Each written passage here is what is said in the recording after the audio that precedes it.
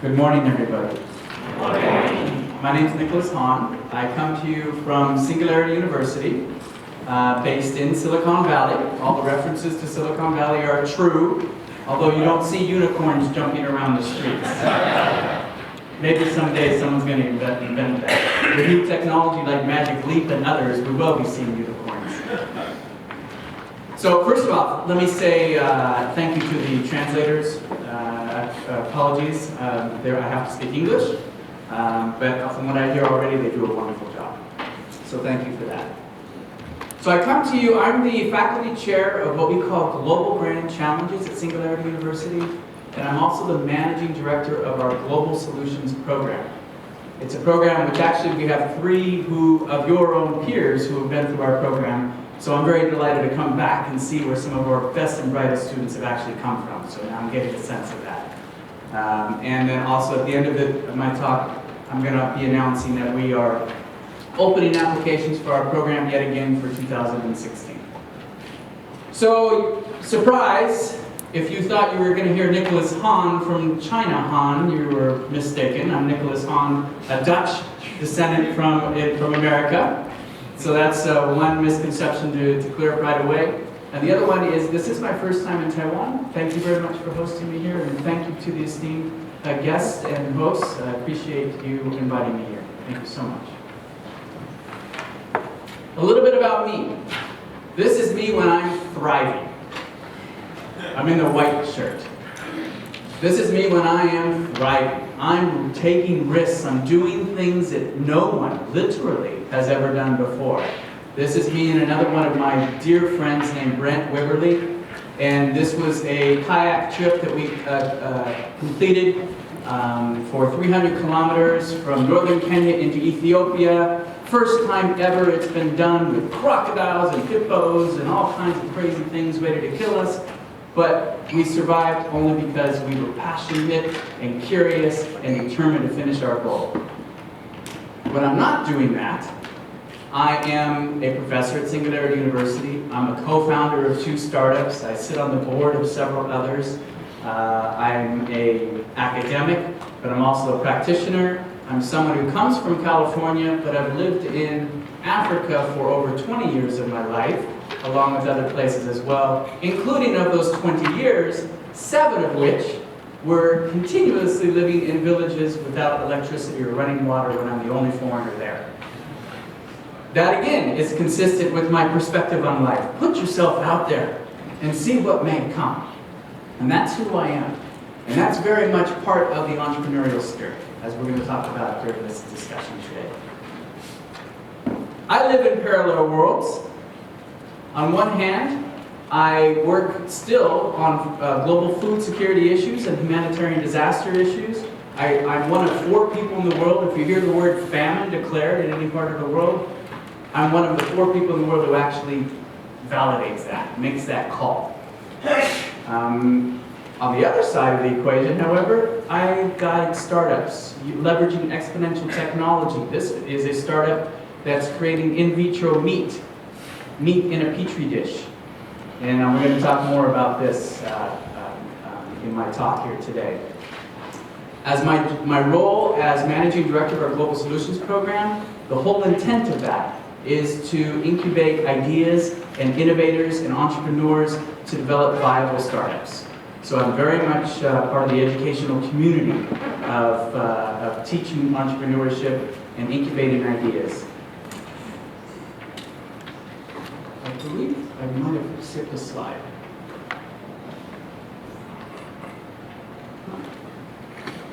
Okay. So Singularity University is built on our 2 founders, Ray Kurzweil and Peter Diamandis. It's very important that I explain Ray Kurzweil's major insight, because that underpins the way that Singularity University looks at entrepreneurship. And actually, I should back up and I should say, the word entrepreneurship and the word innovation are 2 different things. And sometimes they're mixed together. An entrepreneur is not necessarily an innovator. If you go out and you open a Coca-Cola selling stand here on the street somewhere, you're not innovating, you're implementing a business, you're an entrepreneur, and that's very good. Innovators are not all entrepreneurs. You can create something new, but not have the wherewithal to actually put it into a business and implement that. So when I use the word entrepreneurship or innovators, they're actually interchangeable for Singularity University. Because we're interested in entrepreneurs who are also innovators. That's very important. And sometimes it's important to keep that clear. Ray Kurzweil. He is the co-founder of Singularity University. He's currently one of the senior engineers at Google, and he had a major, simple insight. And that is, information technology grows at exponential rates. You've heard of Moore's Law before, right? Which was declared by Moore working with IBM. Well, Ray Kurzweil realized that is not just limited to the integrated circuit. That paradigm goes back, you can trace that paradigm back to the 1900s. And by the way, this curve is a logarithmic curve. I'm sure you're all good at your maths, and you know that this curve is actually extremely steep. Technology grows at exponential rates. Anytime any technology becomes an information-based technology, it grows and it's subject to the law of accelerating returns. As simple as that sounds, it's an incredibly profound insight, especially when you apply that out to the future. Because things double. So one way we like to explain that very important insight, is if you go outside and you take 30 big steps, you'll roughly go 30 meters, right? If you take 30 exponential steps, 1 is 1, 2 is 2, 3 is 4, 4 is 8, 8 is 5 is 16, 30 intervals, you'll go around the earth 26 times. That's the difference between linear thinking and exponential thinking. We humans think linearly. We've been programmed over tens of thousands of years to think linearly because that works for us.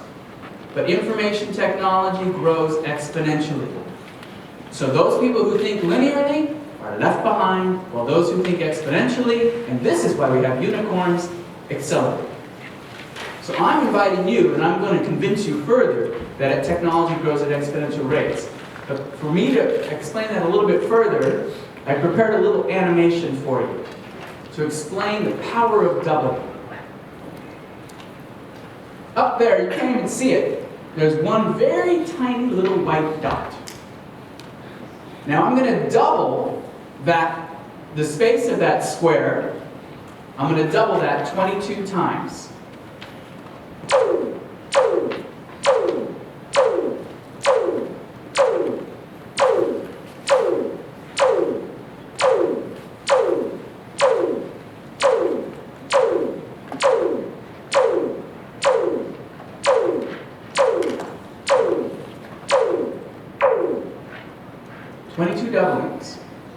Why is that important? Because if you think linearly, this is the way you think.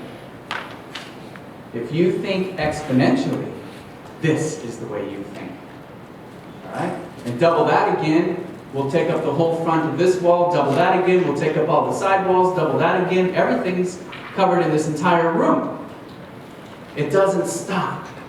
So if you're an entrepreneur and you're planning your business model for today's technology, by the time you even begin, you're left behind. You need to anticipate where things are going. You need to leverage that. So these exponential trends can be seen throughout. It's in your lives, right? And many of you are extremely familiar with these. But it's important for me to do a quick review of examples of how technology is growing at exponential rates. Computing, networks and sensors, artificial intelligence, robotics, digital manufacturing, synthetic biology, all are becoming information-based technologies. All are subject to the law of accelerating returns. All are subject to this doubling. Therefore, we get to see these amazing phenomena. Right? You're very familiar with this. 1982, did any of you have one of these Osborne computers? Do any of you want to admit being that old?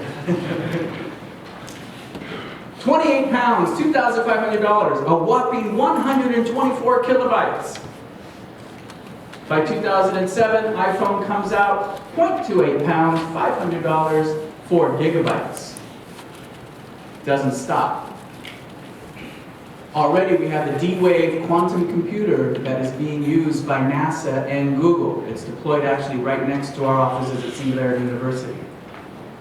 We already have cloud computing, right? So you're using new paradigms of computing right now.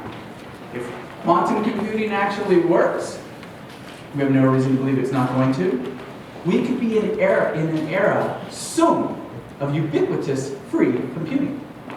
What does that mean? Are you planning for that?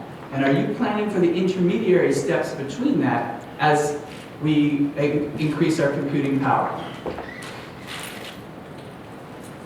Artificial intelligence. You have it in your phone right now. If you talk to Siri or some other program that's helping you, you have it in many aspects of your life already, and we're just at the very beginning. Remember that animation that I showed you? Think a very tiny dot. And where artificial intelligence is going. Already it can do listening, looking, reading, writing, and integrated knowledge. Artificial intelligence is writing journal articles for Forbes. Artificial intelligence is actually a board member of a Japanese company.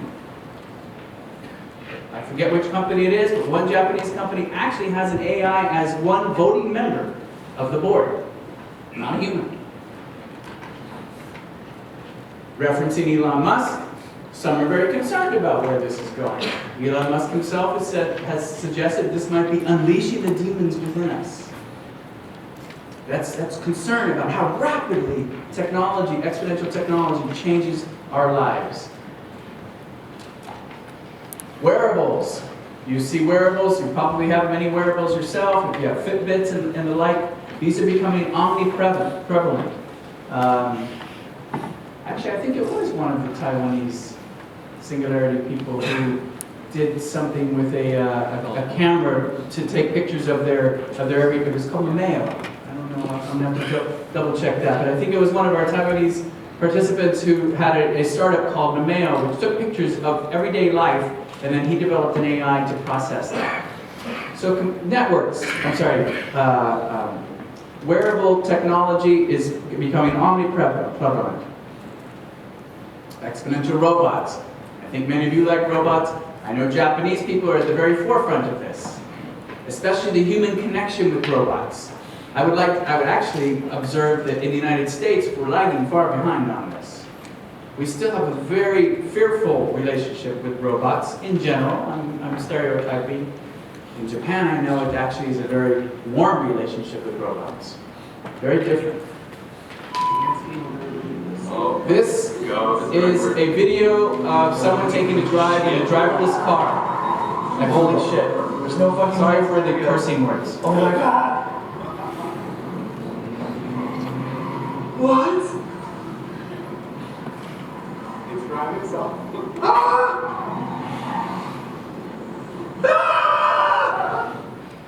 That's the sound of exponential technology.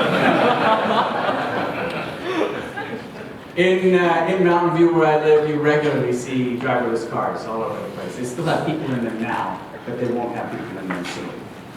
Because of that little white dot that's growing and growing and growing. Things are changing fast, and they don't stop.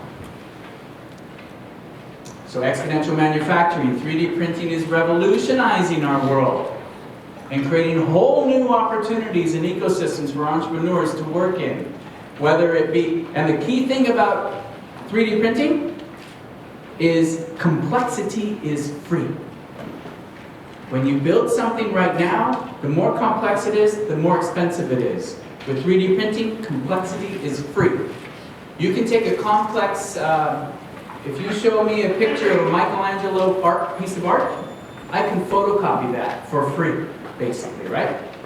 No matter how complex it is. Because it becomes a digital and information-based technology as soon as I'm photocopying it. Same thing with three-dimensional objects. Complexity becomes free.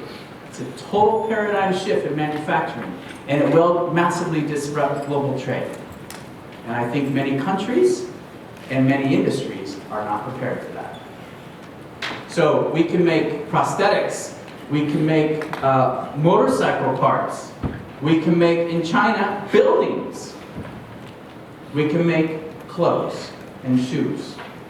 And this is just the beginning. Think that little white dot expanding and expanding. We're just at the beginning. Digital biology. Digital biology, this is the price performance of decoding, the cost for decoding a human genome. The price performance of decoding a human genome actually outpaces Moore's law significantly. Our faculty chair at Singularity University for digital biology, Raymond McCulley, thinks that by the year 2020, which is just a few years from now, it'll cost more to flush a toilet than to decode your genome. And when it's like that, your toilet could become the smartest piece of appliance in your house. Because then the doctors know what you're doing, and et cetera, et cetera. One of our startups at Singularity University, controversially, did something called glowing plant. And here's an example of a glowing cat. You can take a snippet of DNA and treat DNA just as if it is computer code and manipulate it just like you manipulate computer code. As awesome and as terrifying as that, you can do that now. This is not sci-fi, this is now. Our other co-founder at Singularity University is Peter Diamandis. So he looks at all those exponential technologies and he says, whoa, not only are those exponential technologies interesting on their own right and interesting for business, but they actually can create a whole world of abundance. We now think a world of scarcity, whether it be energy or food or water, you name it. We tend to think in a scarcity mindset. These technologies are going to liberate many resources and create a world of abundance. This is a fantastic book. It's very readable of his. The Abundance of the Future is Better Than You Think. And just this year, we also published a book called Bold, which is more specific around entrepreneurship that you might be interested in. Peter Diamandis says, okay, once technology becomes digitized, several things happen. It becomes disruptive, deceptive, it dematerializes things, demonetizes things, and democratizes the ability for entrepreneurs around the world to access technology and to create things. Let's look at what those mean. Deceptive. This graph, as simple as it is hugely important. It gets back to the point I made earlier about the difference between exponential thinking and linear thinking. The white line is linear thinking. The red line is exponential thinking. Initially, people get a little bit frustrated with exponential trends. They start off kind of small. And then you get in this deceptive and disappointment area. For example, people in the 1960s got all excited about a flying car. Where's my flying car? Well, the technologies that underpin a flying car never stopped. They made incremental improvements, doubling improvements, where actually, quite literally, we are right beneath the curve of a flying car. We're going to be having flying cars very soon, like in the next few years. Prototypes are already out. Once that threshold is crossed, then you're in this era of disruption and amazement and opportunity. If you're planning your life linearly, and when these technologies create exponential trends, as I said before, you will be left behind. They become disruptive. So one classic case study of a company that got left behind is Kodak. So Kodak, 1996, market cap, $28 billion, over 140,000 employees. These were the kings of photography. Their problem is they thought they were in the photographic cleaning business, processing paper for film. And it was their own R&D office that created a digital camera. Their own. Brought in a digital camera, plopped this on the board of directors' desks and said, this is the future. And they said, that can't be the future. It's big, and it's heavy, and the pixel resolution is low, and it's expensive. And the inventor said, no. This is the future. This is going to follow an exponential trend. Well, who won that argument? The board. And this is what happened to the board. So by 2012, Kodak is plummeting, market cap of less than 100 billion, 17,000 employees on the brink of bankruptcy. At the same time, little startups pop up. Little startup. Instagram, 13 employees, gets valued at over $1 billion and bought by the proverbial kids in a garage. Why? Because they leverage exponential technology. It's accessible to them. They have the mindset. They thought big. And they completely disrupted the king of the jungle, Kodak. This is, as Peter says, the new Kodak moment, if you remember their old advertising campaign.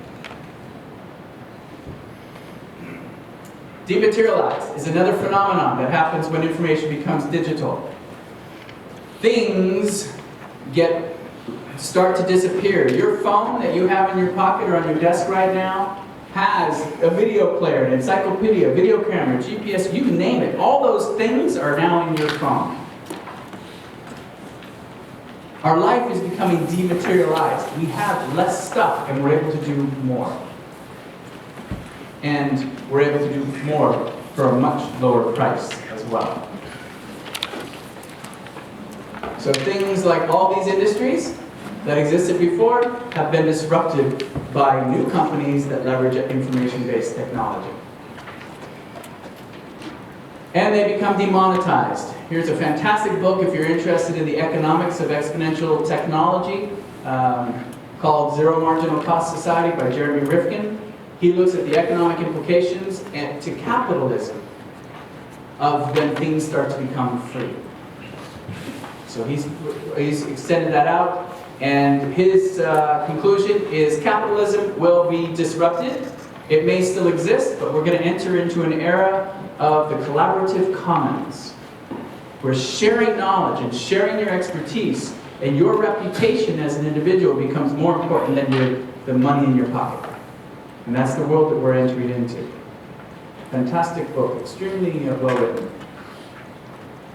Democratized. And this has everything to do with entrepreneurship. Anybody, anywhere in the world has access to the highest end exponential technology.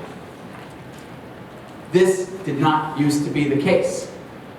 Think about how radically our world has changed.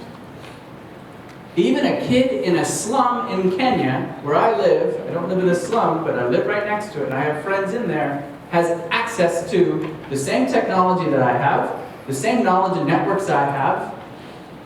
She probably doesn't quite realize it yet. There's a lag time there, but that is changing fast. And this is changing before our very eyes. This is unprecedented in human history, that anyone, anywhere has access to technology and knowledge, and as I'm going to talk about later, capital, money. The startup way. I'm drawing from the track chair of our entrepreneurship track at Singularity University and the head of our accelerator program, a dear friend of mine, Pascal Finette, on this. You know this guy, all right? Jobs. He epitomizes. So before Elon Musk, there was Steve Jobs. He epitomizes this entrepreneurial way. Thinking big, taking risks, making connections between things that were never made before. But it's not just the Steve Jobs of the world that can innovate. It's not just Silicon Valley anymore that can innovate. I don't know if any of you have ever heard of this book, Guns, Germs, and Steel by Jared Diamond. Fascinating book that asks the geography question, why is it, I can make this point, why is Silicon Valley the head of leading innovation and entrepreneurship now? Why was Europe, was actually the question he posed, why was Europe, within the last 50 years, a high-income continent? Why not East Timor? Why not Bangladesh? Why not wherever else? So he dug down on that, and if you read his book, he goes from the proximate causes to the underlying causes. The most underlying cause, as crazy as this sounds, but it's relevant to our discussion today, is the axis orientation of the continents.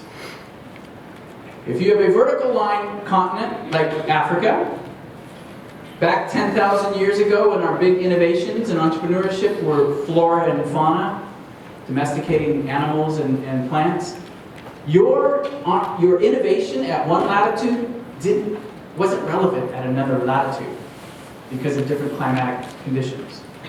But for continents that are horizontally aligned, like Eurasia, an innovation on one end, because it's the same latitude, can be transferred and experimented with on the other end of the continent, a much larger number of people.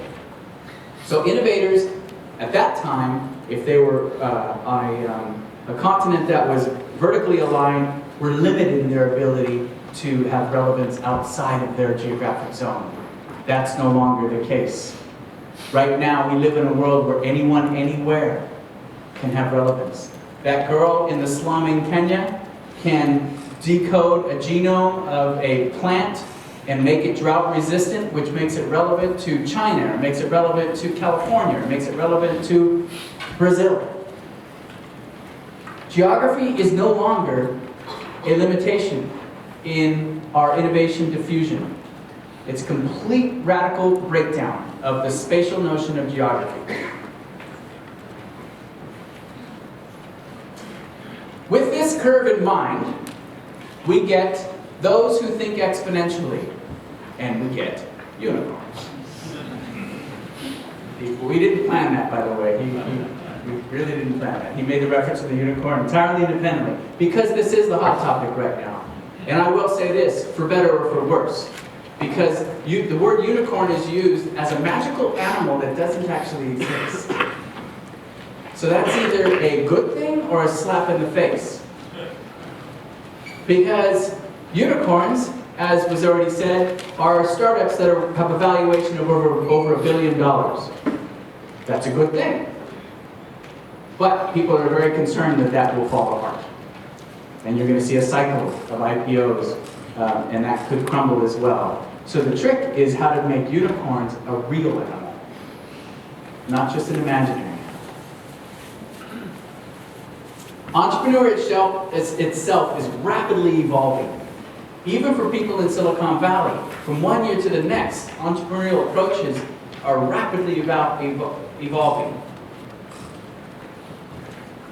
Speed is one of the main drivers of this. This is a very interesting graph that shows the black dots are startups that were founded from 2010 to 2013. The darker blue dots were 2006 to 2009 and earlier. What do you notice on here? What's the biggest black dot? And the size of the circle is the valuation of the company. What's the largest one? It's a black dot. Just a few years old. Xiaomi in China. I think you know them. Along with them, we have Uber, which has a $41 billion valuation and increasing. What's interesting about this spread is you have both companies which are founded by very wealthy people with large corporations behind them, and then you get the Snapchats of the world, which are just the proverbial two guys in a garage at a $10 billion valuation.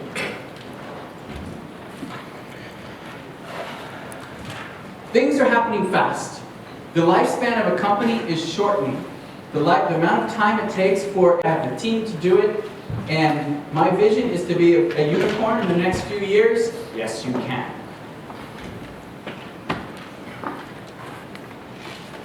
The Bible of startups is from Eric Ries. I'm sure you all are very familiar with that. And this is that notion of the lean startup.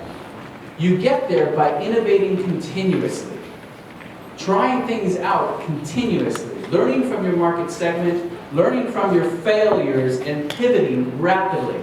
Not sitting there and making the most detailed, awesome as it will be, business plan.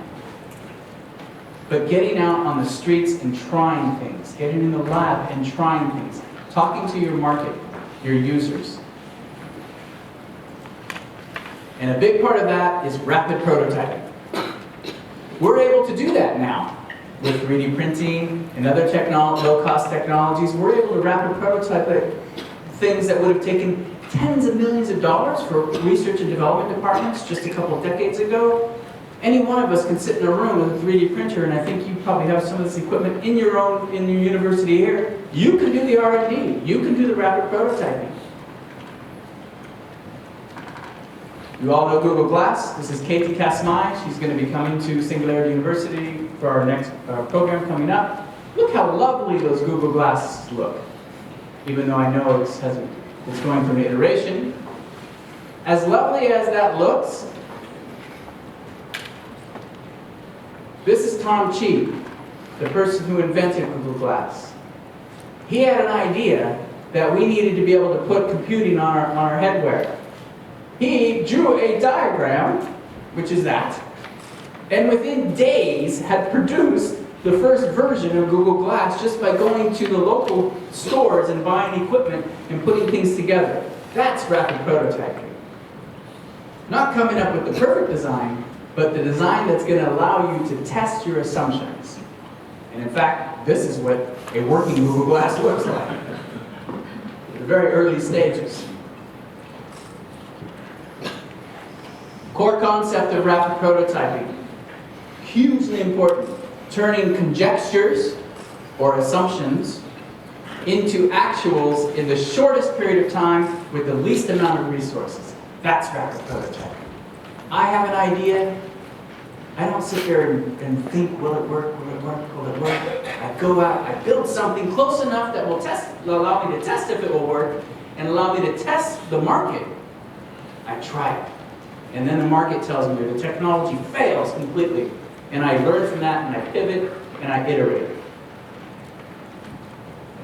If you've gone to market with something that you're proud of, you're probably too late. Go to market and try things with things that actually you don't even think are great. Get them out soon and learn. Access to capital is being democratized. I don't know what the crowdfunding scene here is in Taiwan, but I'm going to guess it's very vibrant and growing. In the United States, we have any number, literally hundreds, if not thousands of crowdfunding sites. We just passed something called the Title III of our Jobs Act, which now crowdfunder.com can receive equity-based crowdfunding from non-certified investors. Totally changing the investment landscape, allowing innovators anywhere to have access to capital. That girl in the Kibera slum in Kenya, if she has a good idea, can post her idea on a Kickstarter campaign, on a crowdfunding campaign, and she can access capital just like you can. There's a whole new concept opening up called impact investing.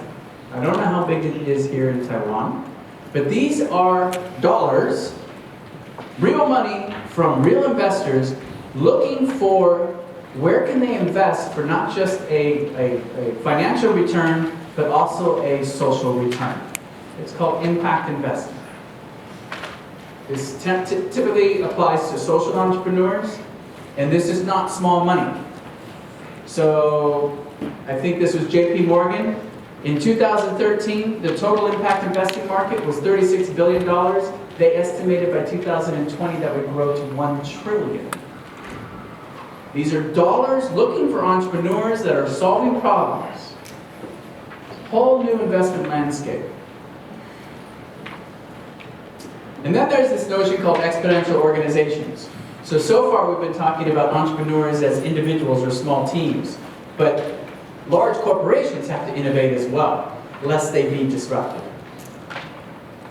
This is Salim Ismail, one of the associate founders at Singularity University. Today, if you're not disrupting yourself, someone else is. Your fate is to be either the disruptor or the disrupted. There's no middle ground. This is a mindset that large corporations have to take on lest they become like Kodak. There are many examples of exponential organizations. These are just a few. Here's a framework that Salim Ismail, who wrote a book called Exponential Organizations, just published this year. If you're interested in large corporation innovation, I highly recommend it. And this is a framework that he has. These are the characteristics of exponential organizations. I don't think I have time to go into all of them. But the bottom line here is large corporations need to embrace entrepreneurship and innovation just like small teams. In fact, one could argue that large corporations are at a strong disadvantage because small teams can be nimble and try things and fail with less visibility and risk. That's all the good side. And you hear me up here tromping how wonderful entrepreneurship and innovation is, et cetera, et cetera. However, there is the dark side to entrepreneurship, and we need to be honest about this. Not only honest, we need to study this, we need to analyze this, because entrepreneurship is not for everyone, and it's not for all economies. So The Illusions of Entrepreneurship by Scott Shane goes into some of these details.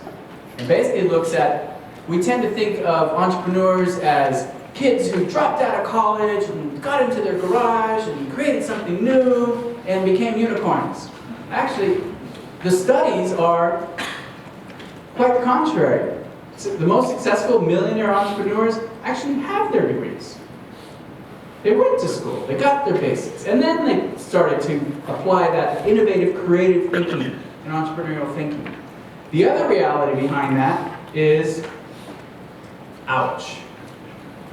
Reality bites. Being an entrepreneur, you have a high probability of failure. So these statistics are just for the United States, but I'm going to guess they're indicative of global trends as well. It's hard to be, I see, I forget his name, but the leader of the accelerator program here nodding his head vigorously. This is the reality. So let's look at some of these numbers. This comes from the Kauffman Foundation, a foundation specifically dedicated to learning about and promoting entrepreneurship in the United States. About 60% of startups survive to age 3, and roughly 35% only survive to age 10.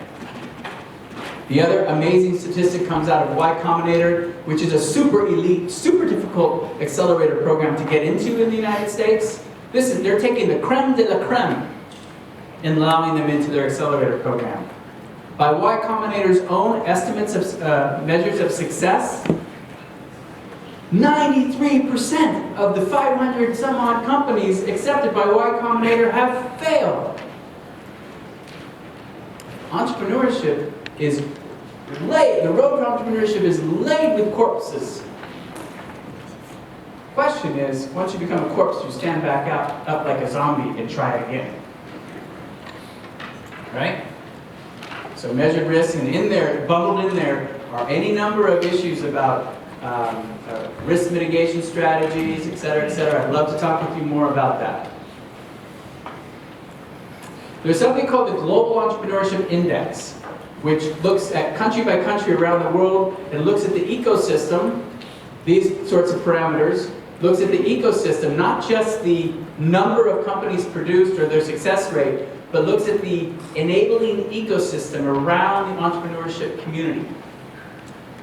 Things like the infrastructure, the R&D systems, financial sector, corporate sector, government, education system, market structure, etc. And then ranks these. Ranks all countries. It's totally available online. If you're interested, I encourage you to check it out. Where do you think Taiwan is? Raise your hand if you think Taiwan is in the top 10.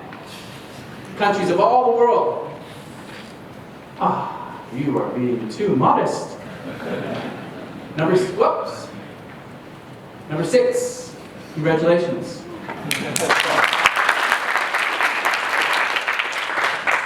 Number 6. United States happens to be number 1. I don't know if this was a biased thing or if it's actually a reality.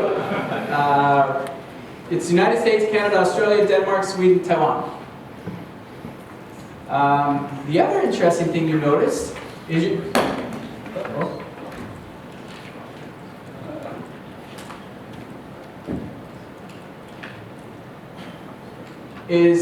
here you have Taiwan. surrounded by other countries that aren't nearly as entrepreneurial as you are. Just Australia in your region is in the same class of top 10 countries in the world. So you are leading the way.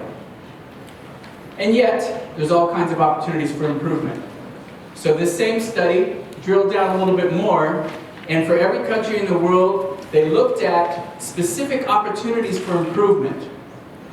And I don't know if you can read that, but the two areas which Taiwan, according to this study, has for the most improvement, where you can get the most benefit from in terms of investing in, is what they call competition and startup skills, directly related to this education of entrepreneurship right now. Competition, the way that that's factored, is the percentage of companies, entrepreneurial companies, that are set up in the same business as other competitors. Meaning, if I want to be an innovative entrepreneur, I probably don't want to compete with everyone else who's out there, right? I want to do something new.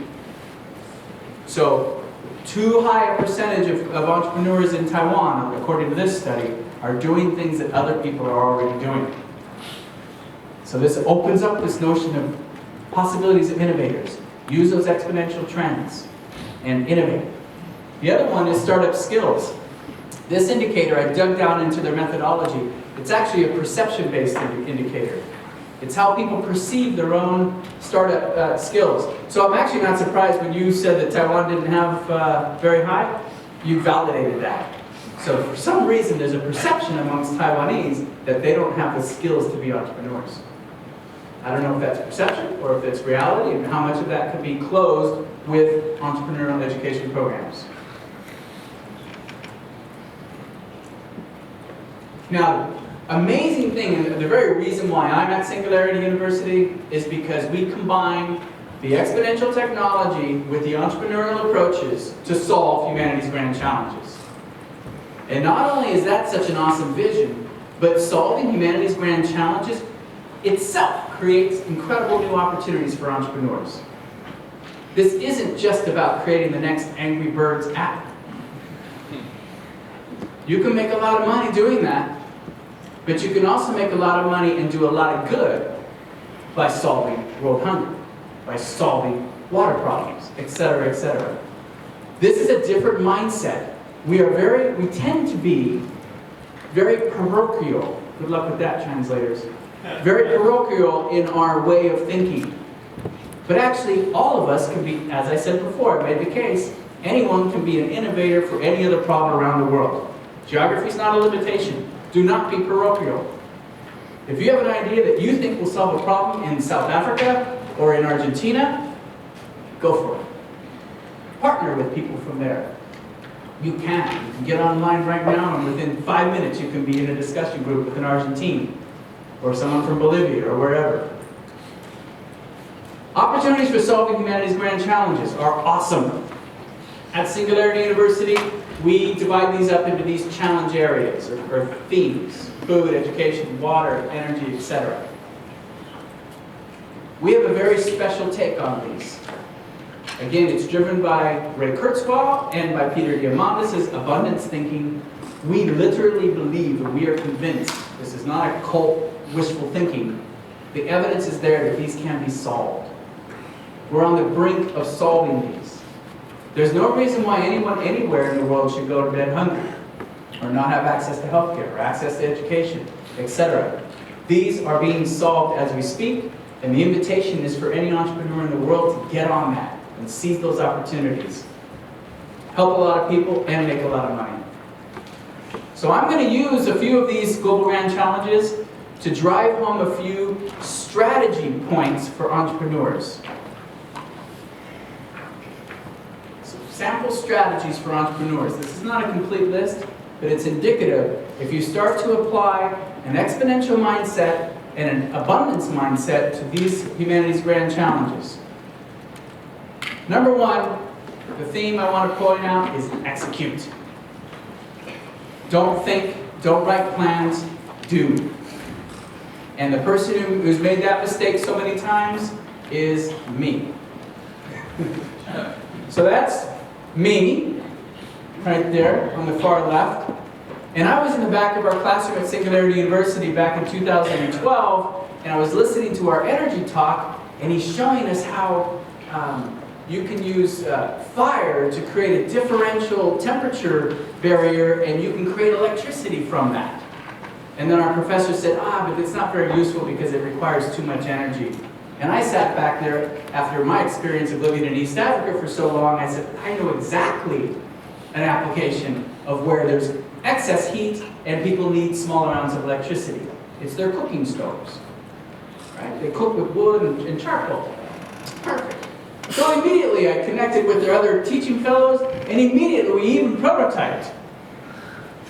Basically, this is a mechanism where you could put these two bars of metal into a fire, and out would come electricity that we could charge a phone with. Bam! That's a $1 billion idea.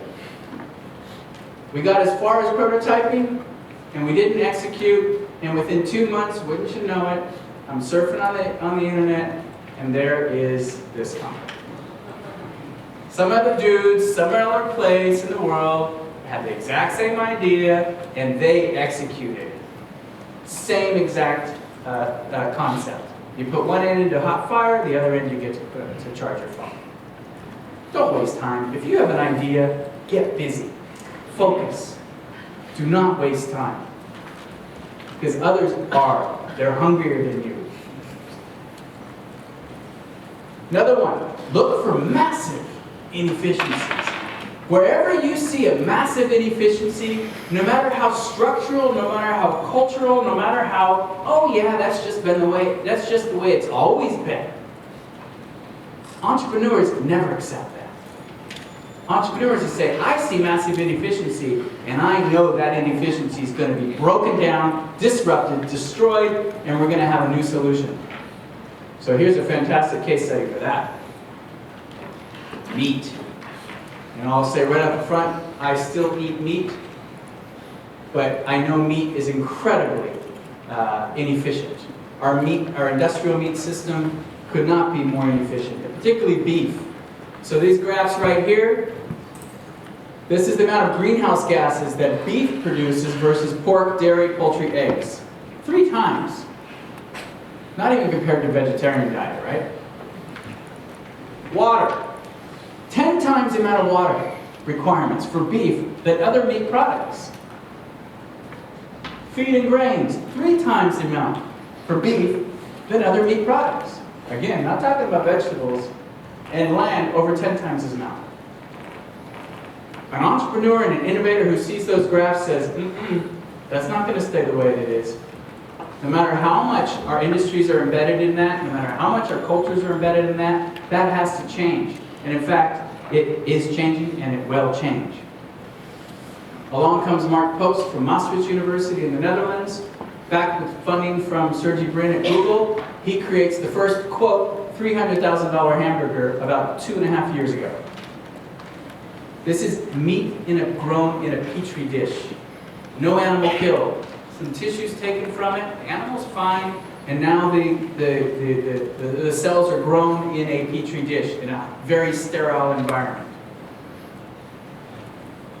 With a fraction of the land required, cultured as in vitro meat, a fraction of the land requirements, water requirements, and energy requirements, leave alone the moral and ethical and disease-spreading issues, etc., etc., etc. I told you that hamburger cost $300,000 2.5 years ago. How much do you reckon it costs now for him to make it? 12. How much do you think that's going to cost a couple years from now? Right? I don't know, but I know it's going to be a lot less.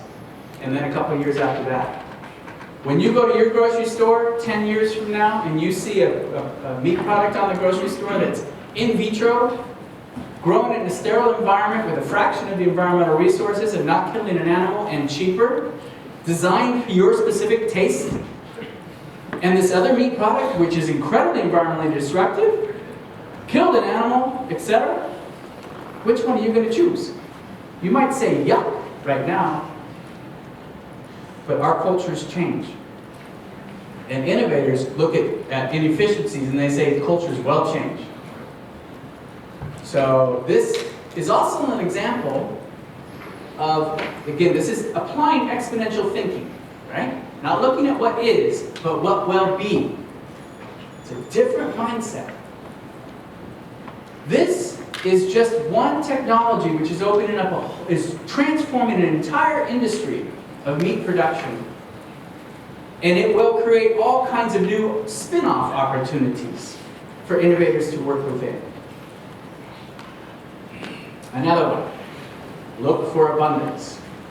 Don't have a scarcity mindset. Water. We tend to think of that as a very scarce issue. In fact, like 1.2 billion people in the world regularly drink bad water, which leads to all kinds of issues. When you look at this diagram, the big blue dot is all water on planet Earth. The small little blue dot is fresh water. When you look at that, do you think water is scarce or abundant?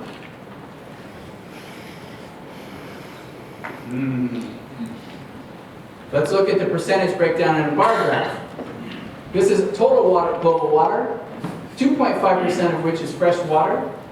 Of the fresh water, 1.2% only is surface water, and of that, only 20% and more is that which is readily available to us. When I look at that graph, actually water is incredibly abundant. We've got all of this water, but it's locked up in our oceans. But it ain't going to stay that way very long. Desalination is coming along, and a whole suite of technologies, including materials science with graphene and others, are changing this, are game changers such that the price point or energy required to desalinate water is following an exponential curve and will plummet. This creates whole new opportunities for innovators to develop water purification systems.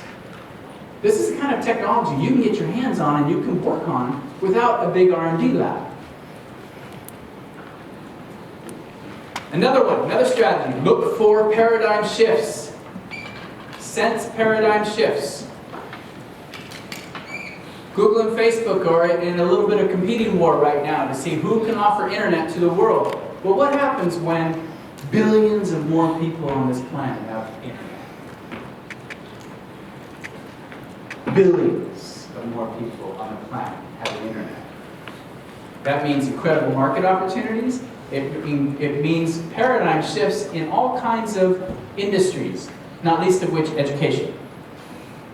Education is ripe for disruption. Hopefully here at the Taiwan National University you are planning for this. Because education is ripe for disruption. It's typically massively inefficient and it's based on old models of learning. There are new models of learning already out there. Khan Academy is already kind of old school, but there are new models already emerging beyond the MOOCs, the massive online courses, online courses. So just to say, this is a paradigm shift, and when more people have access to the internet, the whole paradigm of education will change. Another one, look for macro trends, macro socioeconomic trends. Trends that are happening and immutable. Immutable meaning you can't stop it. So the economists and the World Bank announced that the end of poverty is within our sights. It's actually largely to China's economic policies bringing so many people out of poverty over the last few years, and India as well. But there's a dark side to that. The macroeconomic trend here is, and I'm sure you've been discussing and thinking about this, is called technological unemployment.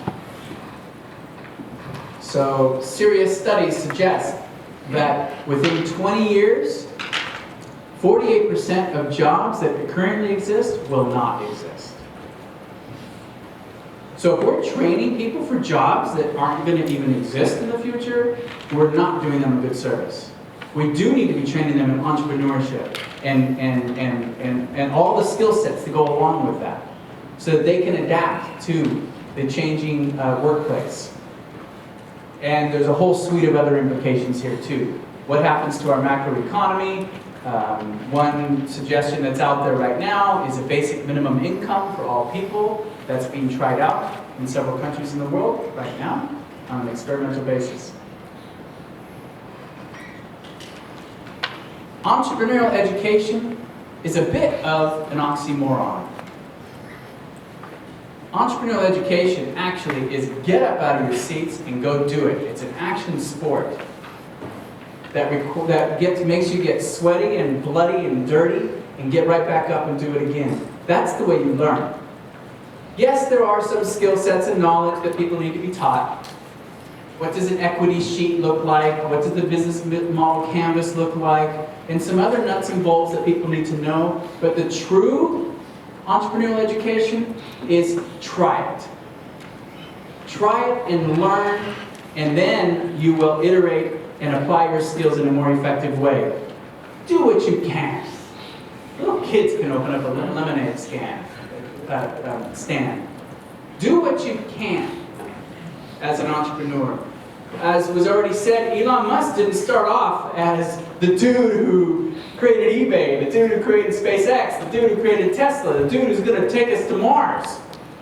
He started off as a 12-year-old writing some code and trying that out. And he started busting his entrepreneurial chops doing that. If you'd like to be an entrepreneur, be an entrepreneur. And what you need most is passion, curiosity, and belief in yourself. You can't teach that. That needs to come from an enabling environment. It needs to put yourself out there. Have life experiences. Get angry when things aren't going right. When you see something on the news or you see something happen, one of your parents dies of cancer or something like that, get angry. I'm going to do something about it. And yes, you can. If I have not convinced you that technology is being democratized and you are empowered, then I've completely failed in this talk. Find that passion. The unicorns became unicorns not because people wanted to become a unicorn. It's because whoever those founders were passionate about what they did. And it's that passion that lifts you up when you fail, and your insistence to continue, and your persistence to succeed in the face of failure. Find that passion, curiosity, and belief in yourself. With that, you can train entrepreneurial skills. It's very difficult to do it the other way around.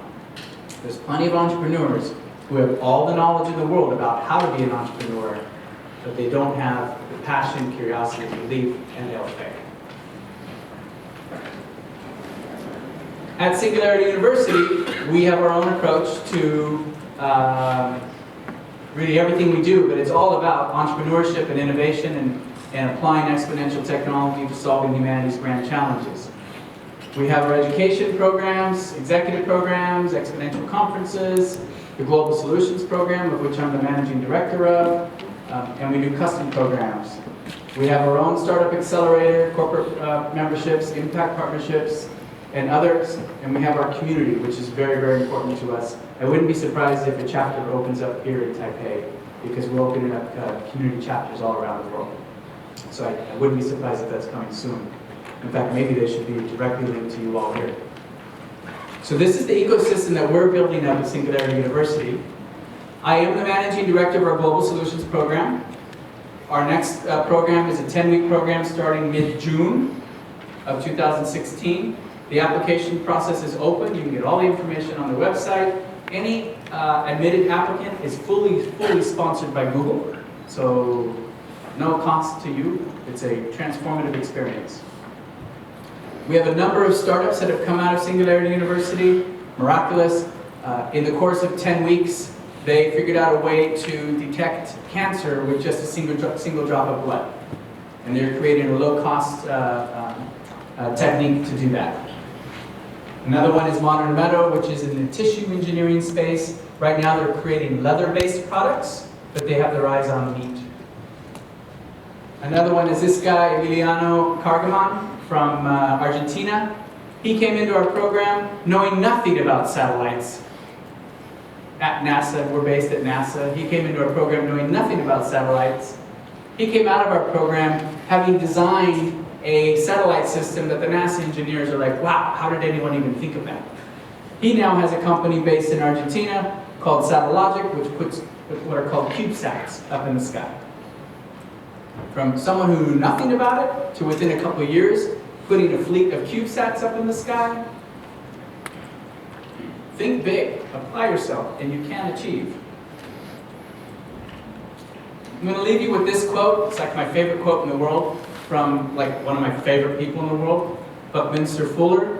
If success or failure on this planet and of human beings depended on how I am and what I would do, how would I be and what would I do? You as an individual and small teams can do things unheard of in the past. Set your sights on that, believe in yourself, have passion, and you will succeed. Thank you.